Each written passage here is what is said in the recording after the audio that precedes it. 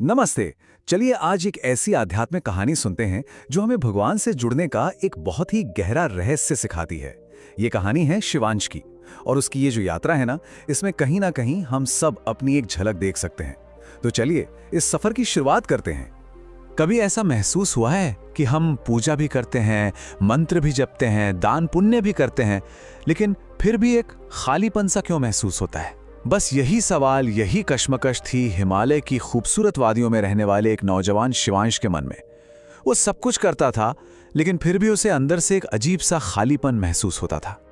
तो अब मन में इतनी उथल-पुथल थी, तो इसका जवाब कहाँ मिलता? शिवांश पहुंचा अपने गुरु महर्षि आनंद के पास। उसे पता था कि सिर्फ उसके गुरु ही उस बेचैनी का कारण और उसका हल बता सकते हैं, जो उसे अंदर ही अंदर परेशान कर रही थी। शिवांश ने अपने गुरु के सामने अपने दिल की बात रख दी।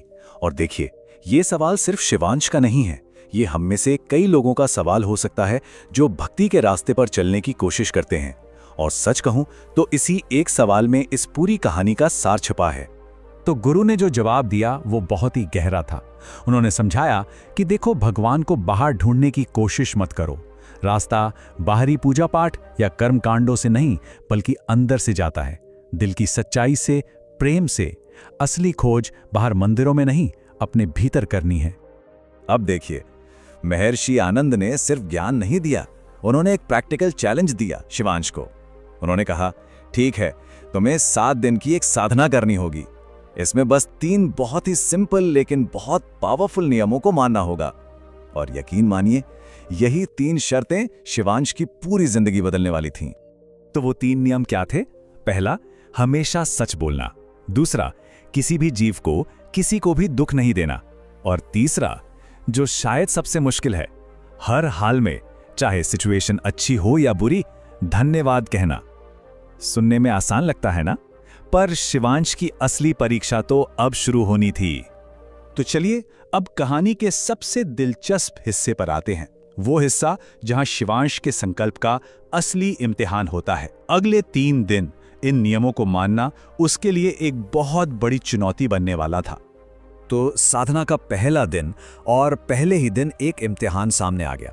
हुआ ये कि शिवांश के पड़ोसी मोहन ने गलती से उसके खेत के एक हिस्से पर हल चला दिया। अब ये देखते ही शिवांश का तो पारा चढ़ गया, मतलब अंदर से एकदम आग लग गई।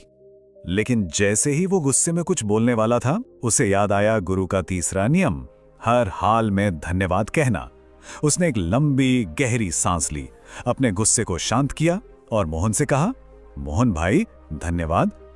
सोचिए जरा, ये तो किसी चमत्कार से कम नहीं था। मोहन को अपनी गलती का एहसास हुआ और शिवांश को अपना पहला सबक मिला कि सब्र, धैर्य, यही तो ईश्वर तक पहुंचने की पहली सीढ़ी है। अच्छा, अब आया दूसरा दिन। इस दिन परीक्षा थी अहंकार की, यानी ईगो की।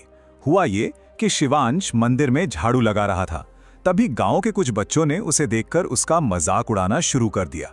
एक पल के लिए तो शिवांश को बहुत बुरा लगा, उसका ईगो हर्ट हो गया, उसे अपनी बेइज्जती महसूस हुई। लेकिन तभी उसके कानों में गुरु की आवाज गूंजी, काम छोटा या बड़ा नहीं होता, काम के पीछे की भावना बड़ी होती है। यह सुनते ही शिवांश मुस्कुराया। उसने बच्चों के तानों को बुरा मानने के बजाय एक आशीर्वाद की तरह लिया। और उस रात उसे जो सुकून मिला, जो गहरी शांति मिली, वो उसने पहले कभी महसूस नहीं की थी।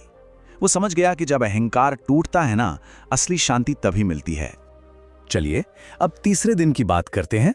इस दिन की परीक्षा थी सेवा की, और ये एक बहुत बड़ी दुविधा लेकर आई।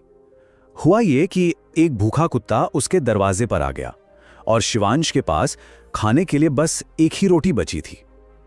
अब वो सोच में पड़ गया कि क्या करे, लेकिन तभी उसके अंदर से एक आवाज आई, गुरु की आवाज, जब तू सब में मुझे देखेगा तब मैं तुझ में बस जाऊंगा।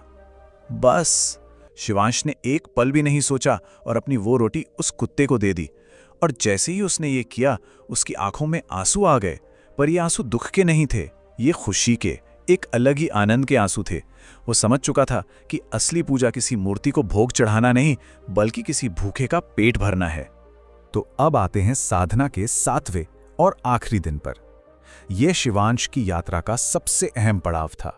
वो मोड़ जहां उसके सारे बाहरी काम अब एक गहरे अंदरूनी एहसास में बदल चुके थे।